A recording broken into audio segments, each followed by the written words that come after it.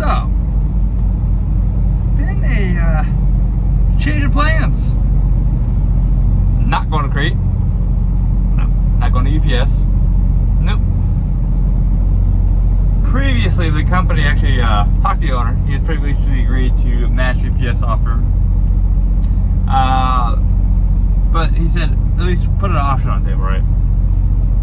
And I decided, okay, I'll keep that in mind.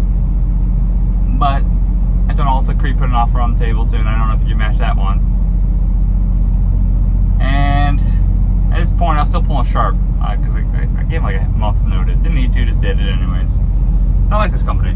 They have to take care of me, and they've done things they didn't have to do. Like when I first came over here, I was stuck on a truck for a week that wasn't supposed to be in. They got 5 miles a gallon, and they paid the difference of 5 to 70 PG. So like, they pretty much spent $1,000 out of their own pocket for me that they didn't have to do.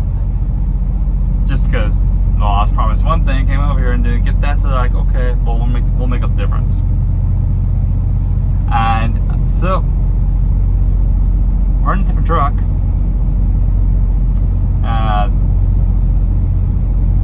Just a couple of trucks with APUs became available, so just I was given the opportunity to switch over that or to stay in the Volvo. And I switched over to, I forget what truck number it was, but it was a 22 Kenworth T680, I believe. I don't remember the year, so I think it's 22. And fuck, it's hot over here in Denver. I just got out from being outside. It's like 110 degrees down here in Phoenix. Toasty. Still sweating just from 2 minutes outside, open the doors and backing up. But that T680, right? I came back after being in. Well, I moved over trucks from the Volvo T680. Went down to Arizona. Cause mom's home now. Her ashes are home, and since she was also a veteran, they gave her a flag too with her remains. So she's home, but then I came back over here to Boise, got into that truck, and it needs some PM work done anyway, so got in the truck, slept on it, spent 2 days in that truck. Go to pick up this load I have now, and that was in Nampa, so just literally a 40 mile round trip from where I was, pick it up, get right back to where I was at least. Pick it up, easy. Get, I don't know, about 8 miles away from where I picked the truck up, and it just died. Just did. The load falling on the shoulder and it just lost all power. Turned itself off, had all kinds of codes. So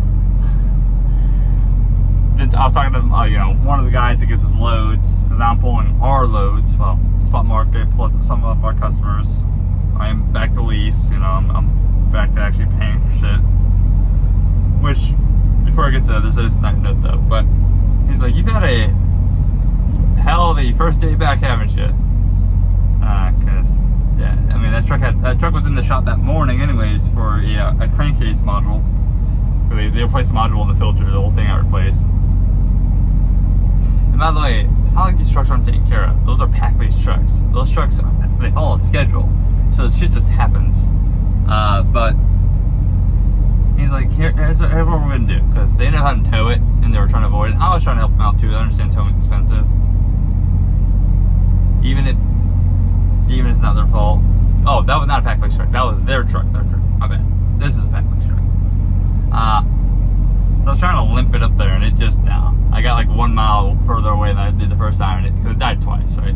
And it was done. And then they sent out TA sent out a road guy, and this guy did everything I already done.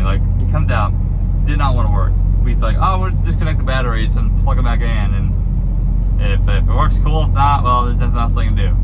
But for him to get here, it took like 3 hours. So it was like 3 hours of wasted time that I could have been in this truck, which didn't affect the delivery of this load.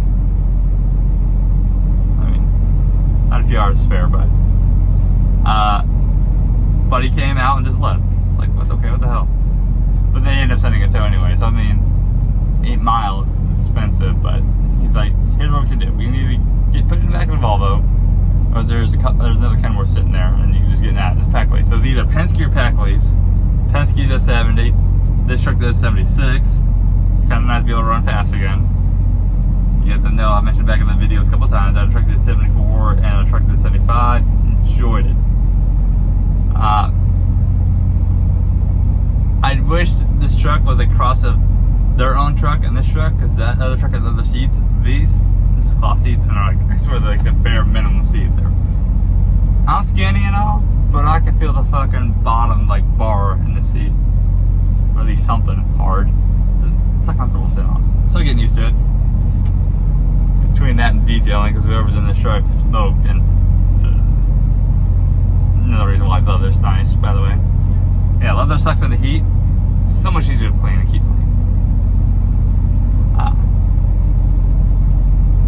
But this truck's not bad. It's a 23 old body style, but I got the digital dash, which I'm liking it. There's a couple, there's a one bug on the dash I've had so far, and it's more like a permanent feature at this point. I set up to where I see all the gauges, but it shows oil temp, also says def temp over it, which is kind of funny because, nobody cares about def temp. It's supposed to say oil temp. So I don't know what's going on there. It's only in that one corner, and it only happens with this gauge, so. But I had talked to the boss directly, the owner of this company, right? Because before I was leaving, I was like, you know what, I'm gonna call this company. I sent a message saying, hey, if you guys can go on a price match, I really don't want to leave. I like this company. Like I said, it was more to the Sharp while I was leaving. I don't think I've ever said the contact, but it was the Sharp was the contact who I was pulling trailers for. And I was making money beforehand, and even the owner saw that. He went back and looked at some of the money. Like, I was 4 months stretch where I was making great money. And it was March happened, and pretty much what happened with Sharp is the company side, the logistics side, and they used to be able, the logistics side used to be able to grab whatever loads they wanted and just get drivers. Well, then the company said, no, we need all the loads, so they take all the broker side loads to the company, and company got first picked, and then what was ever left was given. So I was sitting days, like, in 7 days, I sat 4 days once. No, I mean, and I was the one trying to make it work. Came back out in March, April, and that's all the way then. So that's at least 2 months where I was sitting for days at a time. Like, I probably sat in like 12, 13 days across 2 months. Not okay. Like, it's different if it's recent. I'm just saying extra sitting. Like, in 5 days, I sat 4 days. That's what I'm just getting at. Somehow I'm still paying bills, but when all of a sudden your income drops 50%, no. So he's like, we're gonna immediately pull you off that, which I kind of stated I want to do that before. I don't think they quite knew how bad it was for me, because like they never actually looked into my logs, saw the money drop, actually looked into it. Like I said, it's not like these companies care. They've done a couple things, right? Because it means like, as soon as they offered, hey, we'll keep you around, we'll move you, we're gonna change things. I immediately told them, well, either way, like I gotta go down to Arizona either way and come back. It's like 7-10 days. And they're like, okay, And then I was like, but if you guys want to do that, we can give it a shot. Downside of this first load coming out of the Nampa load, coming down near Phoenix, Kroger. Those who know. Like, I got here I'll check in 120. Appointment's 2:15. They called me at like 3:20, so an hour after my appointment, right? And yeah, now we're gonna see how long I sit here. I'm assuming another 6 hours, because fuck, why not? I gotta sleep where I will. If not, I know a couple streets, within 10 minutes I can sleep on. But this is not great. It pays a truck payment and half the fuel. Because that other truck I got into, I just filled it up too. So like, it literally just filled it up and it was down. So it's like, but luckily this truck was full of fuel. So there's that. But it seems like I will be making more money down here, running the desert more, which kind of blows. But I should be making like 6 to 7,500 gross, sometimes more on average a week, which isn't bad. I mean, at the most, but I was for sharp making most. Well, okay, minus the Virginia loop, because that was my $8,000 gross week that I only saw maybe. I was seeing once a month. Then I kind of saw it once this quarter since I came out of the house. But I was able to make over like 2,300 take home on average before I went home on like 5,200 a week. So, and fuel's also the discount's gonna be a lot better down here too. So I'm not paying Pacific Northwest shit. Now, I don't feel like this company's gonna lie to me because they haven't looked stuff before, and they gave me a pretty realistic range based on my experience. So we shall see. I didn't really want to move. It's a pain in the ass to move. Like I can always go back to Crete, go to Crete anyways later if I need to. The point now though, especially when I kind of enjoy how I'm able to run here. Well, mine is all sharp shenanigans, but like when things are going, it's going because I'm left alone. This is a small company, so there's some growing pains. Like they're figuring things out. Like right now, they're trying to get a broker side going. Cool, that'll help me out later on too. Because not to mention, I didn't want to burn a bridge for these guys. Especially if I get my own truck. Because sometimes we want to either run for them or run a load for them. But this could be a mistake. Who knows? It's far easier to stay in this company, just move from one truck to one truck, not pack a car up, then go to orientation, pack up a new truck, learn all their things. Let's be honest, Crete maybe a better of the megas, but they're still mega, and they're still gonna have some policies gonna drive me bonkers. They're still gonna do other things, and yeah, I mean, 1,800 a week on average at Crete would have been nice, but it's a lot of headaches to come with $1,800, especially with a big old company where you really can't do anything by yourself without their say-so. Like here, even when I was pulling sharp freight, right? I decided where I went. I decided where I got fuel. I may have fuel card, but I mean, if there is no fuel solutions, and there's like, oh, you gotta go here at this time, only get this gallon, right? There's nothing. There's no routing. Like, let's see. When I came down from Nampa, there was a couple of choices. I could have gone slightly longer on I-15, but why? So I took 93 all the way down. Slept in desert, haven't done that in a bit. But downside down, get around with desert. But we shall see how this pays off. I mean, I think I've been fair about both of the scrim, I think. Still not really going to talk about money on their end too much or things. I need some more consistency. But then the inconsistency isn't their fault. So I need some consistency before I go like, hey, here's what's happening. Here's the things you got to know about. But the fact that when the owner was told like, hey, we're losing a good driver because he can't make money anymore. He hasn't made money in like 3 months. And then he goes, verifies it, calls me personally, spends like 40 minutes on the phone with me, figuring out things we can do. Like now I'm pulling my own trailer. Well, their trailer, but I got a reefer trailer managed now. Like, so I'm learning also new things that are kind of cool. It's gonna help me later. So now I gotta worry about reefer expense, which being in the desert during sometimes sucks. Picked this trailer up when I had 1/4 fuel. It's a 36-degree load. It's a creamer. And it's 109 degrees down here in the desert. It's been a continuous, and it's just been chugging. Like, I got down here, picked up on the 7th, delivered on the 9th, half tank. So already at half tank, just chugging along. But the fact that he called me, it was kind of cool. So, they're learning, they're adjusting as they go. I wasn't expecting the owner to call me. And he called me first thing in the morning too, like immediately first thing. Like he called me, what was it, 8 a.m.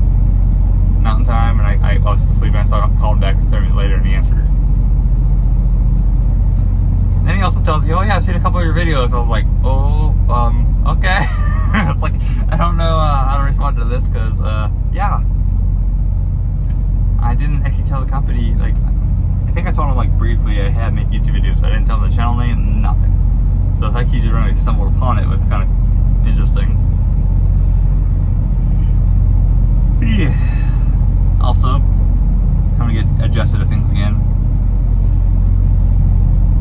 I've been out of the truck for a week, so it's been a little weird having to get it readjusted. Learning this truck. It's a bit different driving C680 and for the Freightliner and all those. Like for example, this truck doesn't have none of that clutch hold, so this thing wants to roll immediately. And so you're trying not to slam into the dock. I forgot how tiny the mirrors are on the T680 and how they shake around. This truck's got the Cummins. The other truck, their own truck, at the PACCAR. I don't know the gear ratio. I don't know. I don't want to say it's too high. Nor do I know the fuel mileage on this thing so far, because I've seen it from some 6.8 to 10 going to 75. So,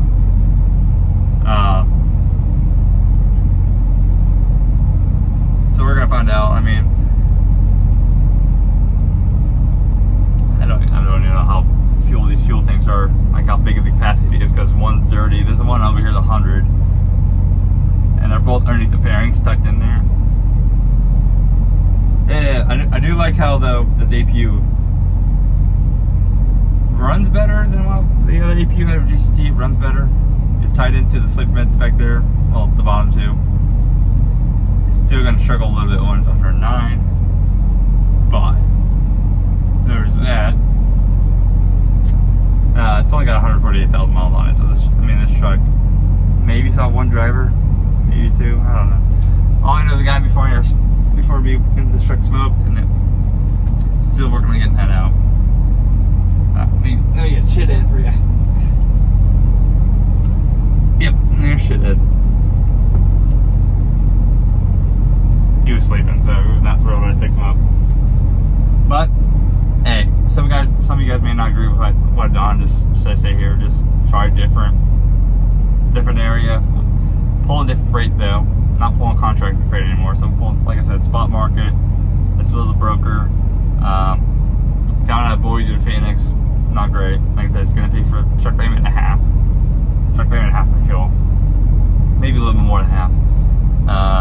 So the next few trips are pretty much going to be profit on top, just minus the fuel costs. So now I got 2 more trips in, and it seems like they already know a rough idea what I'll be getting. I'll just be paying about another $4,900 gross this week, so not bad. That means it puts me over, what, mid-6? About mid-6? Yeah, I think it was like 65, so I did the math on. Alright, you guys stay safe out there. Next time, bye!